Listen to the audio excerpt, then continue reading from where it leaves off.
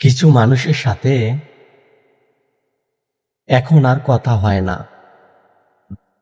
অপ্রয়োজনীয় শব্দে ভিড় জমায় না মনের কোণে, যেখানে বিশ্বাসের চেয়ে সন্দেহের দাম বেশি ছিল।